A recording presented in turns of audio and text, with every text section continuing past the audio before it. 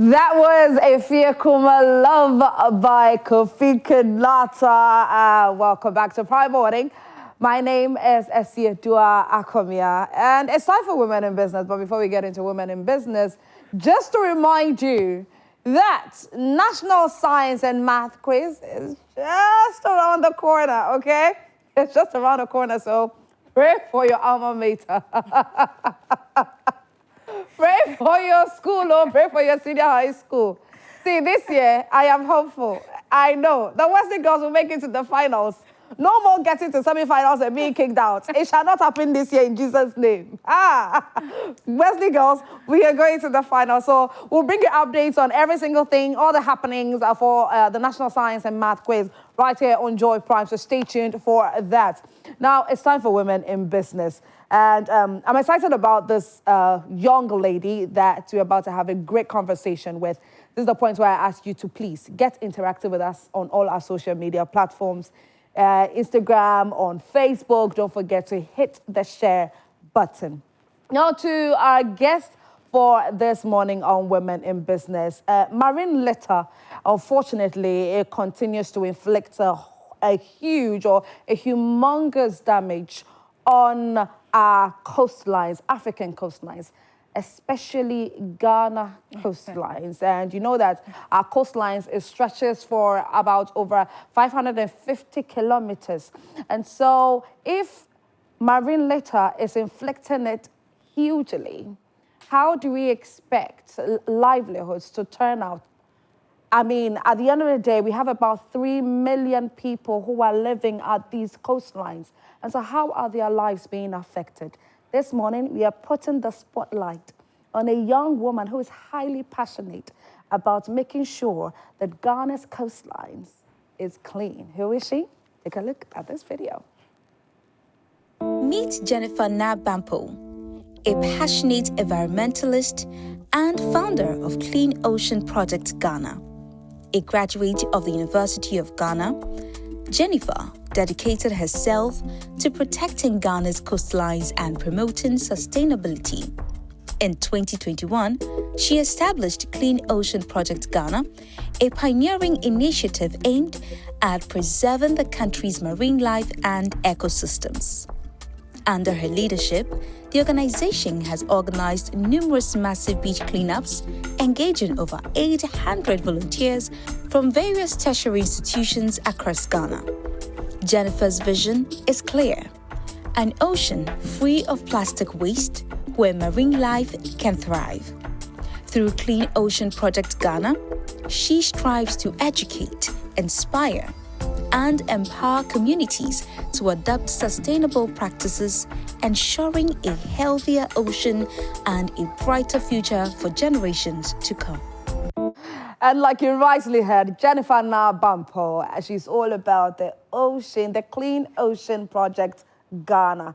She wants our coastlines crystal clear. You go outside the country or you see on social media, Maldives, Mauritius, the water is so blue and you are admiring and you are envisioning that Ghana would have such, you know, but you keep on littering. Jennifer, good morning. Good morning, Esiedua. How are you? I'm fine, thank you. Yourself? I'm good. Yeah. So when you came in, right, you told me that, this is off air, you told me that you were watching downstairs in the waiting room. Yes. The story I did during was trending about the bus stop boys. Exactly. They are doing incredibly well. And you did say something in relation to that. You have something similar that you're working on. Yes. So immediately I walked in, as you stated earlier. Yeah. I was watching, I was like, I mean, these guys are doing well. Yes. Because if, let's say we have like just 30% of the youth of Ghanaians that are really conscious about the environment and probably get involved in these activities, automatically we are going to reduce the tons of plastics in our ocean, you understand?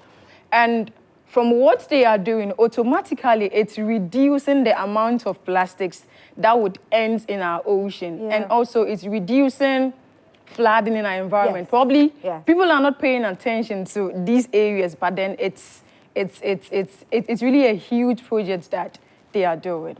Okay. Yeah. I want you to help us understand when the plastics get into the ocean, what harm really does it cause? What does it do? Okay, so per research, currently we have 50 to 75 trillion of plastics in our ocean. Trillion. Exactly. And amazingly, also per research, every minute we have like 2 truck garbage of plastics entering our ocean. Yes, and one thing we should all know that plastic takes like 500 to 1,000 years before it degrades. Even with that, it turns into microplastics. Yeah, and you know, we have, marine life and our ocean.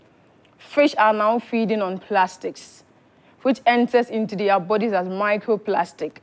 At the end, humans are consuming fish, which enters into our body. You know, plastic happens to be carcinogenic.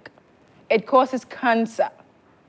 So these are some things that we are supposed to notice. Then also, the ocean takes like 30 to 50% of the carbon dioxide we emit into the environment.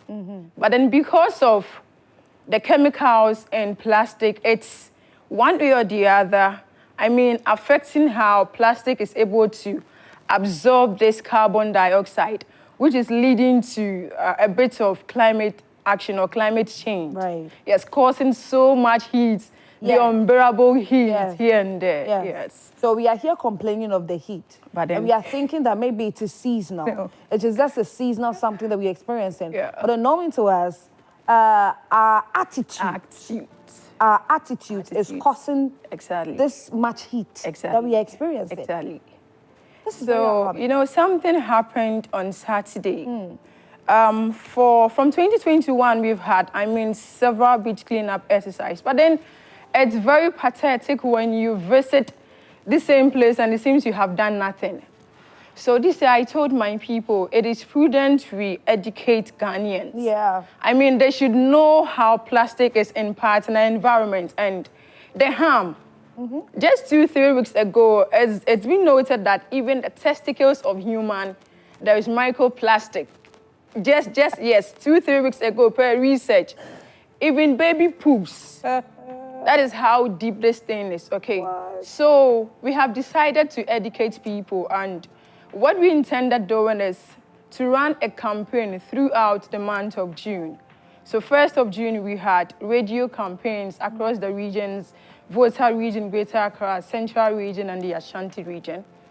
Last Saturday was World Ocean Day, so we decided to storm some markets within this 4 region again. Kotokraba, Winneba Main Market. Yeah, because most of the time, these market women are the cause of all these things. Yeah. We went to Kaneshie, and on my way going to Kaneshie, when I got to Potiano Junction, a man around 35 years. This is something that, 35 years, drank pure water, just at the bus stop, dropped in. Yeah. So I was like, man. But then if, let's say, all Ghanaians, we take water, we eat and we dispose of this waste on our street, what kind of environment are we building? He was like, Uyoba, you can't tell me what to do. Oh, Uyoba. Uyoba. Ah. So I was so shocked. Wow. Because a man has littered, 35 years, you are not a kid. It's rather unfortunate that the misogynistic characteristics of some men is still there. Exactly, I was shocked. It's very sad. I was shocked. Uyoba, you're a lady, you can't tell me. Yes. That's pathetic. Whoever you are, shame on you. So I took the picture and I was like, baby, I'm a dreamy. I would make sure, say, picture with you. I would expose you. Right. You know, it's so alarming. Those around places like Asalem Down, Nima, those around these big gutters, it rains for just like 30 to 1 hour, and you see people disposing of their waste in the gutters. Thinking that the water would push the rubbish away. I don't know how people But then one thing, straight from the gutters, it leads to our lagoons, our rivers, then straight forward to the sea. Yes. So where do you expect this waste to go? what kind of society, what kind of environment are we building up? We don't care again. People don't care again. Let's say you go to the market and you have a big bag already. You buy like an onion, 5 cedis. They give you the first rubber, white one. You take extra one, black again. You buy like tomatoes. They give you 2. You buy like garden eggs, and it repeats like that. At the end, you went to the market and you are going home with like 15 to 20 rubbish, just like this few minutes that you spent in the market. Yeah. I mean, if the way things are going, we have some countries that have been able to have some policies regulating these behaviors. Rather unfortunate, here in Ghana, it's like we have these big industries, one way or the other, sponging some of the governmental activities. So, per some research, it's going to be difficult to say we are going to, let's say, reduce or stop manufacturing of plastic. Okay, but then how about reducing? Yeah, I was going to ask that, because it looks like no matter what we do, people are still going to package their products in plastic stuff. Yes. Bottled water. Yes. I don't think there is anybody, I don't think I have chanced on anywhere yet where water is being packaged in, let's say, paper. Yeah. You understand? Because, you know, there are some restaurants that now package foods in these eco-friendly papers. Yes. But I don't think that it is a water retainer where it can retain water. So I don't know at what point that we could get that maybe we can start producing things like that that can help. You know, so in every circumstance we should have, or we should find a way of, I mean, reducing one or two instead things. Of trying to take it all out. When I walk in, I was tasty. I mean, and there was a dispenser filled with water. I have my reusable bottle. Okay. I mean, I fed some water and I drank. Yeah. So let's say if everyone who walks into their office, I mean, walk in with a reusable bottle, automatically with this plastic bottle would be reduced. The sachet water would also be reduced. Maybe I go to, a food vendor to buy food, and I go there with a ceramic bowl, ceramic plate, and I buy my food inside. Automatically, we are going to reduce how we are using plastic. Yeah. Because per EP, Environmental Protection Agency, 100% of plastic that have been created by human are still in existence. Yeah. Probably we have some amount, like 10% being recycled. Some are being incinerated, which would automatically cause plastic pollution, air pollution. Yes. You understand? Yeah. And the rest automatically would remain on our environment. 100, 500 years, whatever years, we still have plastic. And the system, it's going out. And also per research, you know the risky thing. By 2050, we're going to have more plastic in our ocean than the fishes. Exactly. So what kind of environment are we building? What are we leaving left to the generations yet unborn? Yeah. I don't know, but then it's so pathetic. Yeah. You understand? So that's why I made mention that what the bus stop guys, boys are doing, it's tremendous, and everyone should pay attention to these things. Yeah. You sit in a trolley. Again, someone sits in a trolley, they drink water and straight drops it on the road. Yeah. Why? Yeah. You don't care. Why? Yeah, and you know, during that, when I was doing that story, somebody who sent a comment said that bins should be provided at vantage points, But here's a situation where it has been done. But Ghanaians, unfortunately, are refusing to dump rubbish into these bins because they are used to dumping on the floor, on the streets. I just don't know the type of people that we are.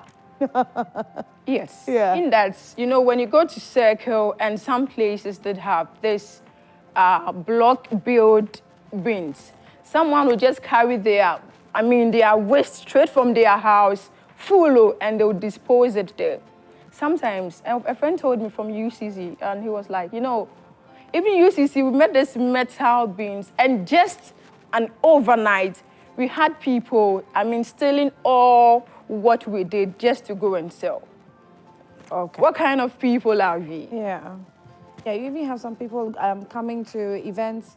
When you're done drinking your water and all of that, they start taking the bottles and all that just so that they can go and repackage their palm oil and all those things in them, recycle them however they will. But Jennifer, let's come to the business aspect of all that. I can tell, and Ghanaians who are watching this morning can tell how passionate you are about having clean coastlines here in Ghana. And it's sad that unfortunately we are still struggling with supporting people and initiatives like yours to making sure that we curb all this. Now, in 2021 was when this initiative started. Yes, please. And so when it started, what were some of the challenges you faced right from the beginning? Okay, so, it's everything boils down to behavioral change. Okay. We have gone to a community that sometimes they wish they would beat us. Yes. Just, cleaning the place and just probably educating them on what You must be done. volunteering to come and clean? Yes, the mess that they have created. I don't want to mention names, man. Grown-ups would be just, let's say defecating there, and you want to educate them, and yes, they would want to beat you. What? Sometimes, we are students, and doing this thing involves a lot. Let's say moving people from Ashanti region, Volta region, even here at the University of Ghana, from Accra to, let's say, Tema to Pram to going to have a beach cleanup exercise. And we have large numbers. You are supposed to transport these people to the place. You are supposed to feed them because it's voluntary. And sometimes you write to, firms and they think, man, what you are doing, we are not benefiting from what you are doing directly. So helping you is something that they wouldn't benefit from it. Yes. Wow. Yes. So these are some of the challenges you started facing. Exactly. So you tried getting support. It was very difficult for you to get support. Yes. So how many people did you start with? Oh, let's say we started with 150. 150? Yes. How did you come together? So I just thank God for, the friends that bought into the idea and believed in the vision from the University of Ghana. That was year 2021 when I started. I told them, we are in Accra, I love to swim, but then you go to the beach and there's, the place is smelling. Plastic is in your face. Everywhere it's smelling. That polythene bag is in your face. Yes, and there's this trend, SDG goals.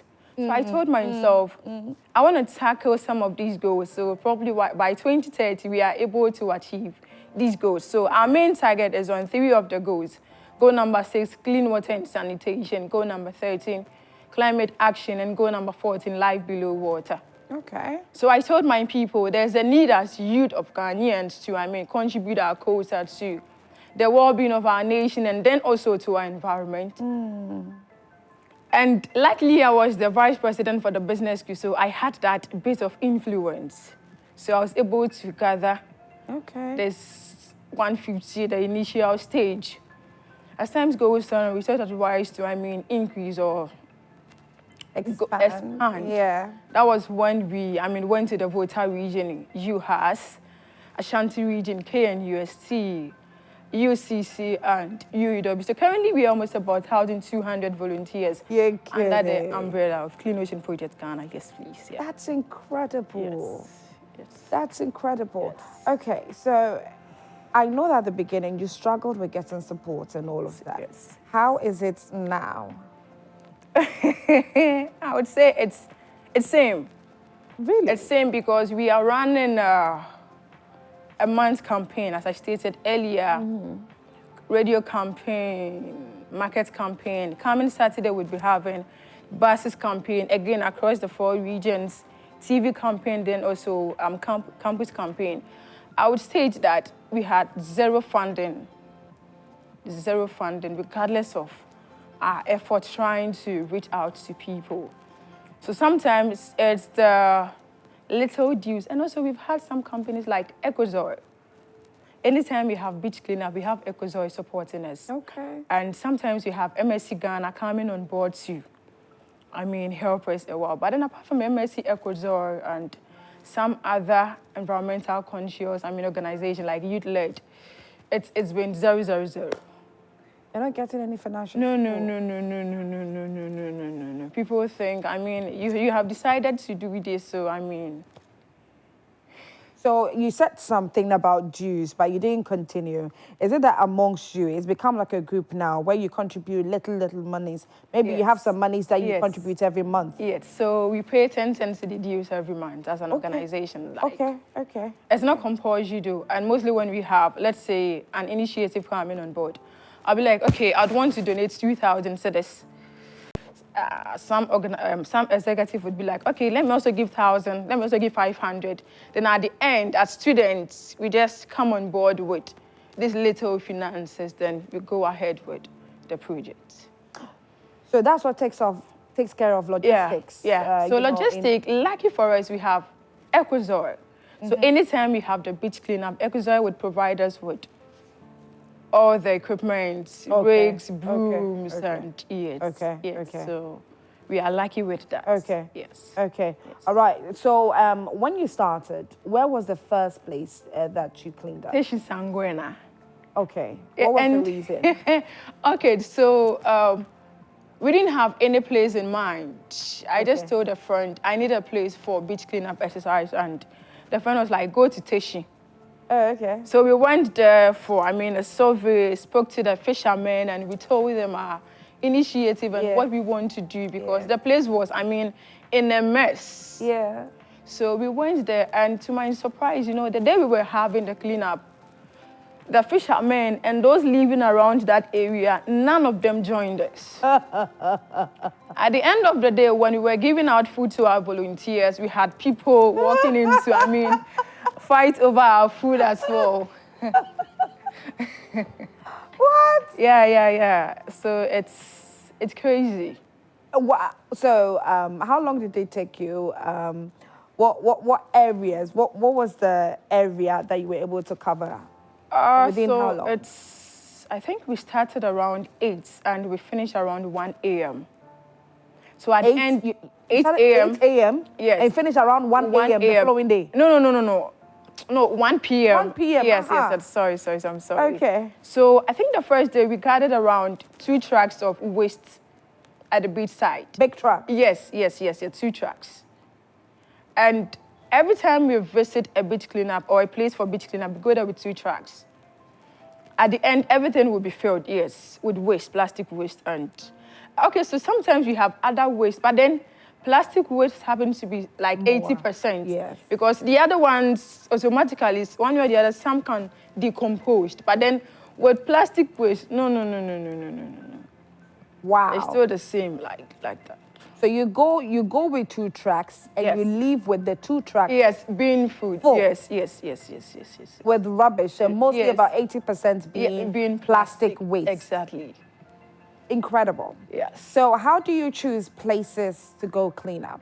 So again, we don't have, let's say, any criteria for that. Okay.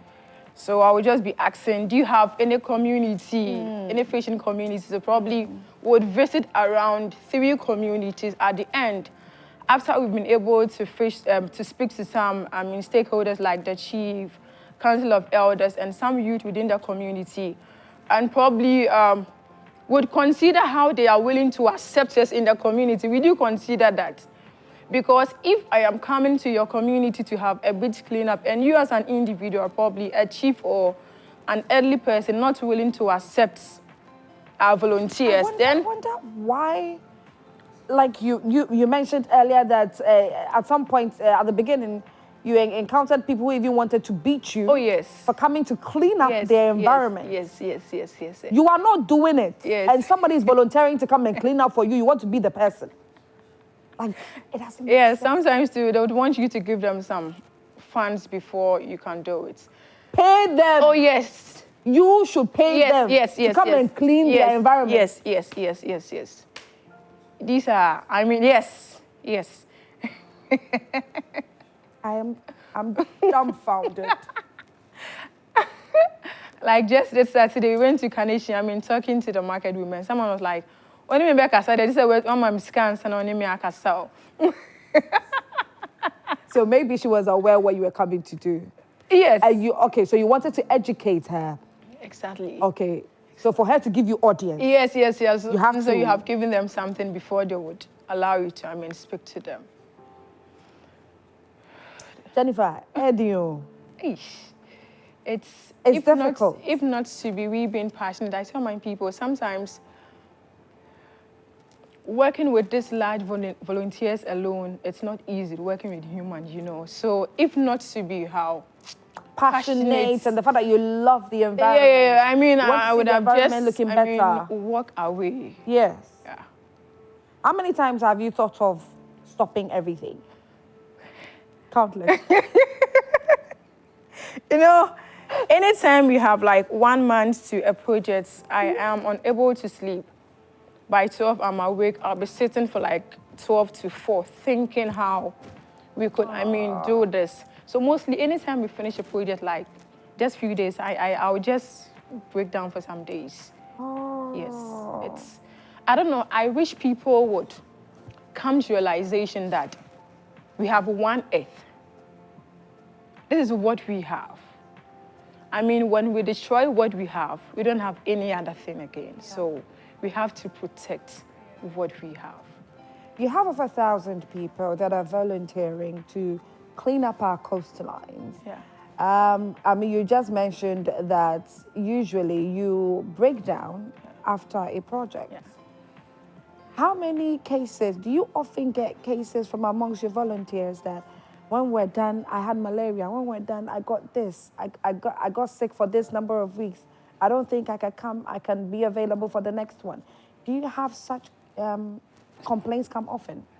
You know, before you'd have any successful story, there's a number of sleepless nights that you go through. Probably the fire burning in me, I'm not sure it burns in others like that. Like that.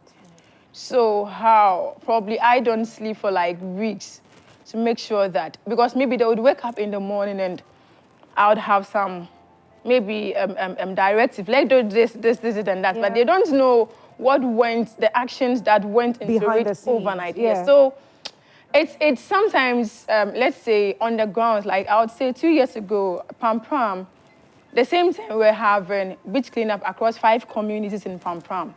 So you need to give water to this group, the next group, then they'll be calling you, they'll be like, someone just collapsed. Hey! Because of somebody who is volunteering. Yes. Because the sun was too much and we were running, making sure that we were distributing water to every site that we're having the cleanup. So sometimes, even when we're finished with the process or the cleanup, others get bored. Oh my, you come at the end. Oh my, come at the end. Because, I mean, you can't have everything perfect. Yeah, definitely. So when you're working on a project at this community at this time, let's say, do you have around the same time happening elsewhere? That was a mistake we did 2 years ago, and we have vowed not to do that again. Okay. But I mean, how can you do that? Yeah. How? So these groups are calling you with water. Yeah. You need to drive like 15 minutes or 10 minutes to deliver water. You need to go, probably when coming, they will need extra water. So it was making the thing so difficult. Too much work. Yes, so now we have decided not to do that again. When we choose, like last year, Boom Beach, we were there throughout the 3-4 hours. And like how many that. Volunteers were there? We had like 350 Ooh. volunteers, yes. We had some support from the community, that is some youth within the community and some students as well. And some other stakeholders like Ecozoi with their teammates. Okay. Jennifer, you're doing incredible. Thank you. And you're still in school? Okay, so I completed, 2 years ago. 2 years, okay, so you're done? Yes, please. When you said we are students, I thought you were still in school. So 80% of our volunteers are students. So how often do you do this? So every year, let's say once or twice in a year. Okay. So we have mostly the education aspects for some months, then lesser part of the year would have the massive cleanup. Let's talk about the education aspect. Yes. How do you do it? Okay, so anytime we have a beach cleanup exercise, we do organize a derby. Oh, Yes. okay. And through the derby, we'd educate the people. Notwithstanding, mostly we storm into the, coastal areas too, having one-on-one conversation and educating with the, fishermen or probably the locals. And let's say the campaign that we are having this month, it's also purposely for education. So people listen to radio a lot. Let us target them through radio. Okay. Someone don't listen to radio, let us hit them in the markets. Saturday, we are hitting them in the buses. So even if you are traveling, you need to, know what is going on. Then again, we are looking at probably at the 4th week TV campaigns. Then lastly, across all the campuses in the Greater Accra and the 4 regions as well, education. Yes. Sometimes the fishermen will be like, we don't drink, water, plastic bottled water. But then anytime it rains, just few minutes, you see them coming like that. What do they drink then? The tap water, you understand? Or directly from? No, Okay. tap water Tap and water. probably, pure water dams. Okay. So there is a need to educate in quotes, the elites. Oh, so that's what they say? Yes. That because they don't drink bottled water. Yes. But we often see bottled water. Coming, and it's not from Empty them. bottles. So we should tell those Those living in the posh area. Yes. Yes. Hey. Yes. But what about the sachet water that they drink? Do they care? When they go and buy the KK and the fish and then all that, Do they care? the beans and all that, what the packaging, it's tied in rubber. So what are they talking about? So it's so unfortunate. It's so unfortunate. So with education, sometimes too, we visit, schools, catch them young, and they'll be yours forever. If you are able to educate a kid around 10, 15, 20 years, they are growing up with a good character. Yes, that's true. So we are targeting the kid as well, and we believe that even if not now, few years to come, probably the trend will change. In the homes, when you visit these various homes, you're trying to educate them, what exactly do you tell them? Do you teach them how to dispose of their rubbish? What exactly is the information? Yes, so we teach them how to dispose their waste. Not teaching them how to dispose their waste, to be precise, but then the story is playing like this. Let's say someone is selling across the gutter, a food vendor, and close in the evening, think there's no one watching, and straight into the gutter. After washing everything. Sometimes they will just, probably find a place across the road and we just leave the thing there. So what we tell them is, see, if we keep doing this, probably a few years to come, we'll not have, places to step. You understand? So sometimes they do know what they are doing. Some people also have, I've actually witnessed quite a few. You see these ones with the tricycle. Yeah, the tricycle where they come house to house, they come collect your rubbish and then you pay your waste and you pay them something little. Why are they disposing them? Exactly. I was actually going to ask you that. I was going to ask you that question because I've actually heard that quite a number of times these ones end up leaving it at certain places. Yes. Why are they disposing them? And sometimes you could see that after they have collected the thing, it's open they don't have net on them. So they'll be around Kaneshi, they'll be driving and everything will be scatching around the roads like that. Yeah. And everyone seems not to care. Everyone is busy, going on with their daily activities and we don't care. It's rainy season and we are complaining bitterly whenever it rains because there's flooding everywhere.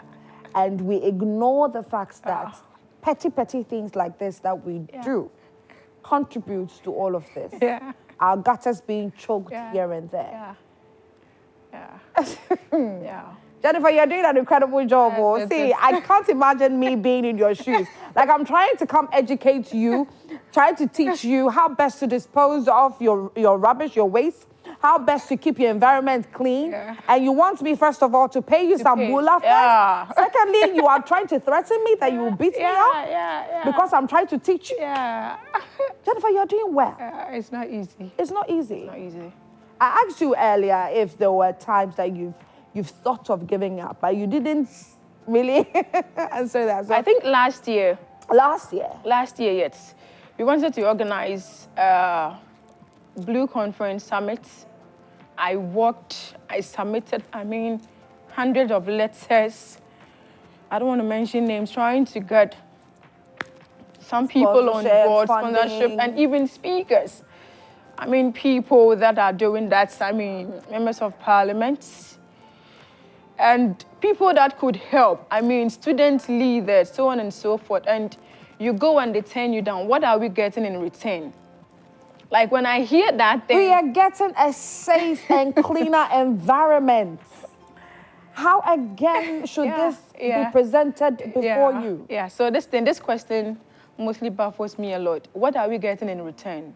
Wow. So I think that day I got him around 10 p.m. Then I tested my executive. I feel like giving up. Oh. And one guy was like, don't give up. Probably not now, but then tomorrow. Whatever we are doing would surely yield fruits. We're actually counting on people like you. Seriously, because some of us aren't vegetarians. And so we are counting on the fishes in the sea. Some of us really enjoy seafoods. Wow. So we want to continue devouring all the squids and the octopuses and all of that. Yeah. So if you have people like you who are really pushing this agenda, please don't give up. Yes, we beg you. Yes, please. And congratulations and thank you to every single person that is volunteering on this, on the Clean Ocean Ghana project. It's incredible. You are doing very, very well. It's not easy. Yeah.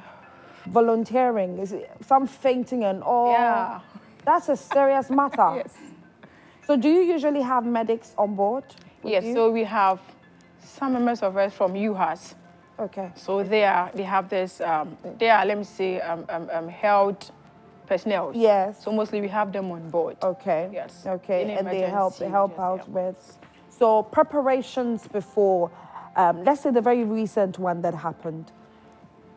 On the day, what are some of the things that you do as a group before you disperse and start doing?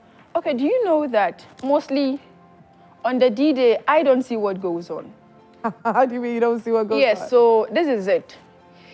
You are making sure food is done. You are making sure tools are ready. Yeah. This person is calling you. You have someone coming from this side. So at the end, I am just running back and forth. Okay. But then one thing, you have planned for months, and you have delegated some work to others. So mostly the D-Day, I don't see what goes on. Okay. But mostly what I know is we have buses, Accra Mall, University of Ghana, Accra City Campus, picking our people. We all meet at Accra Mall. If it's Tema, if it's Pram Pram, if it's Bon, if it's Teshin, we head towards the way. We get there, we take some breakfast. We divide ourselves because we do have pre-campaigns, like we educate our volunteers before we step out. We go there, we meet our stakeholders who will be coming on board with the tools that we need for the cleanup. And before that, mostly we've already had meetings with the chief and council of elders, some youth within the community. We have them on board. At the end, we divide ourselves into, let's say, 10 groups. Okay, you take this portion, take this portion, take this portion. Okay, by 3 hours, we should be done. Then we have, maybe I'll be working in sending water, maybe this group, okay, taking water, there, like that. Going out, setting up for the deba, making sure the chairs are arranged, speakers, everything is okay. We have all the speakers on board. So mostly, I don't see what goes on like that. Yeah, because you're all over, you're doing this, you're here, you're there. Quickly, when you're done cleaning up, briefly, I want you to touch on this. When you're done cleaning up, do you get feedback on how fast or how slow or how the environments that you went to clean up before is doing? Do you still have people go back and doing all these unnecessary things like throwing rubbish and all? I would say it happens. Oh, God. It happens. They don't see the need for what you did. So then your work becomes waste. Good. That is why the education is important. Hey. Jennifer. Oh, I'm glad that we have put the spotlight on you this morning because you're doing incredibly well. Yes, please. Congratulations to you, Thank you. Jennifer. Thank you. Unfortunately, all that time will permit us. Yes, but before you please. go, what do you have to say? What do you want to tell viewers? I mean, institutions that you would want to come on board, help you fund. I mean, go ahead. This morning, so thank you very much for the privilege that you have given me. And I know, as I stated earlier, it's not easy doing this. And we are not able to do this without support from you there. Probably organizations that are financially capable, or even with individuals that think they are able to provide us with tools, materials, so we are able to, take up these projects. We would really appreciate this from you. And also we have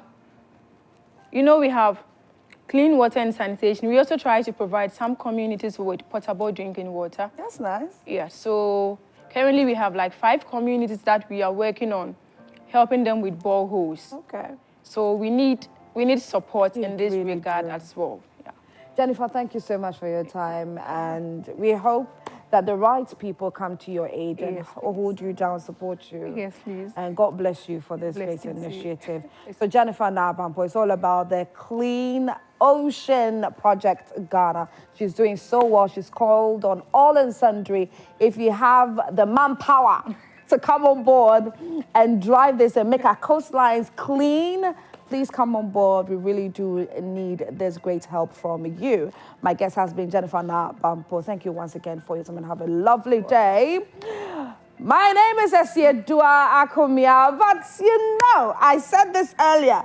NSMQ is coming. Oh, NSMQ is coming. Hey, my gay girls. Hey, I know Rosalind will probably come and sit here and say, Archbishop Potter girls and family.